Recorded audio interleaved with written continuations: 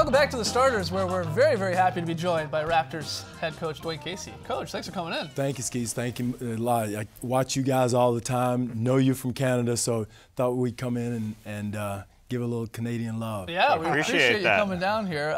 You're down here in Atlanta, of course, right now for the Starters, but you were just, correct me if I'm wrong, you were out in California. You took in Game 1 of the finals. Well, let's talk about that before we get to the Raps. What's your biggest takeaway from the finals, what we've seen through 2 games, heading into Game 3 tonight? Well, the Mack truck that ran over us in the playoffs, we haven't seen that team yet. Right. Cleveland hasn't played their game. They haven't found a rhythm for whatever reason. They seem out of kilter. Breakdowns after timeouts, loose balls or whatever, not getting back in transition. You know, just totally out of kilter offensively and defensively.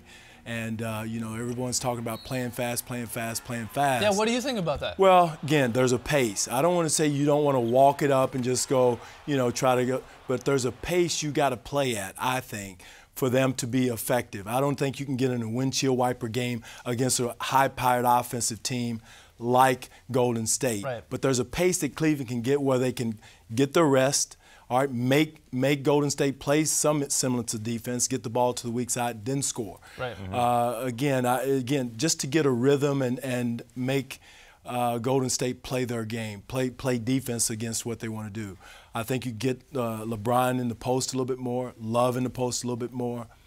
To really make them guard and make some decisions. Pick up some fouls and stuff pick like up that. some fouls and make some decisions.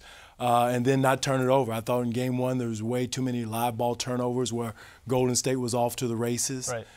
But Golden State's just a high-powered team that you got to make sure you may have to do something different. But again, Ty's done an excellent job all year. They're a very talented team. I know LeBron has figured out his niche. Now he's got to get some of his teammates to step up and score a little bit more. And Taz hit it right earlier. You've got to score against Golden State as we felt like we had to score. Yeah, because you were saying the same in the Raptors-Cavaliers series. You came out and was like, we got to score the basketball. We got to score the basketball. It's not going to be a defensive, grinded-out type game, and that's what it was. Against those type of teams, you've got to put points on the board.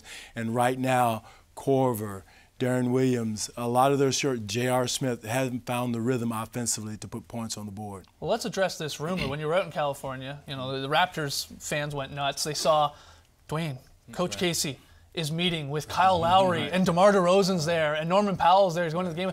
What was this an actual meeting, or was this just you meeting up with your players? It's having dinner, Skeets, and before that I was in L.A. seeing our players. We have about 4 or 5 players down in L.A. living, so I went down there and worked out with those guys. Went up to Golden State because Kyle and DeMar were up there, had an excellent dinner meeting, talked about what we want to do next year, what we did last year, what we can do better. Again, our whole thing now is reboot.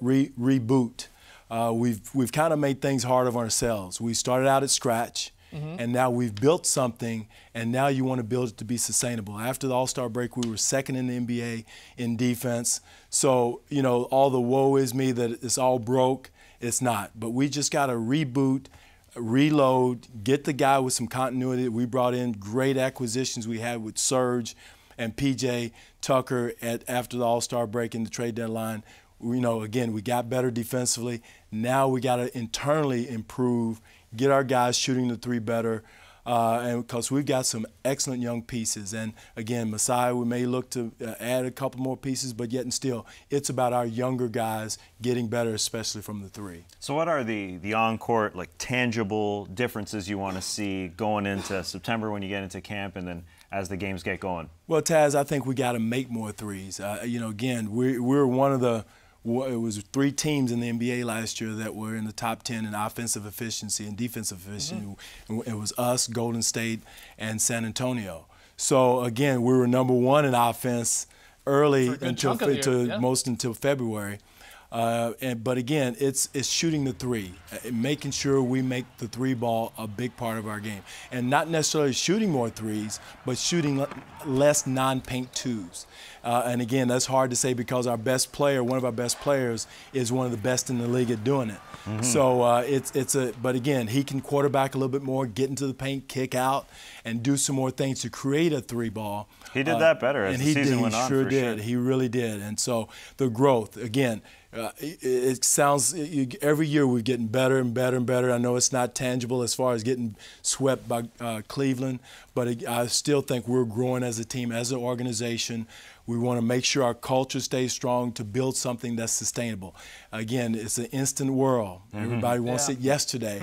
But again, the growth, re-signing our free agents, and making sure we keep on growing. And again, making sure our culture is strong, what we stand for, how we want to play, playing hard. But you asked a good question, Taz. Shooting the three ball is going to be a top priority for us on the court that we can focus on, that try to get tangible results from that. And what about Kyle? I mean, there's no secret that he's going to opt out. Obviously, he's going to test free agency. He's one of the still better point guards in the league despite the injuries. How involved are you in the discussions of trying to keep him in Toronto? No, I think everyone knows how important Kyle Lowry is to our team. He's our engine. We didn't play with him for 2 games against Cleveland, and we felt it. Right. He's very important to how we play. He's our engine. He's our toughness. He's like Gary Payton was for us in Seattle. When there's a loose ball on the floor, there's 5 dudes around, he's going to go get it. Right. So all those things, he's our best three-point shooter, so we're really going to try to get him back. Again, he's earned the right to make sure he's a free agent. He's earned that right. He's unrestricted, so it's his decision. Messiah is doing a good job of making sure the negotiations are going the right way. But we, as a coaching staff, I want Kyle back. We need Kyle back. But yet and still, it's his decision. He's an unrestricted free agent. There's other teams out there that are going to be vying for his services. You are going into your 7th season with the Raptors, 4th longest tenured in the league, which is wild. Which is wild. You've been in Toronto now for 6 years. What's your favorite spot in Toronto to go to? Wow, that's either dinner or Jacobs is a great spot. Wow, we just had a party there this past weekend for my wife's 40th birthday. Congratulations. So it's a spot that everyone likes to go to. They're big Raptor fans. But again, it's a great city, as you guys know. We know. Great sports city. And again, we want to get there. We're climbing each and every year. And we've gotten better each year, but can we get better in a lot of areas? Yes. And again, the development of our young players, which the 905 has really developed for the last couple of years. The champion 905. The champion 905. They've been growing and doing a great job. Did a great job 2 years ago with Norm Powell, getting him ready. Bruno is growing. So all the pieces are there for us to build our program into a championship program. Can't thank you enough, Coach. Thanks so much. We'll be watching for sure. Exactly. That's why I wanted to stop by and see you guys. Take care, Coach. All right.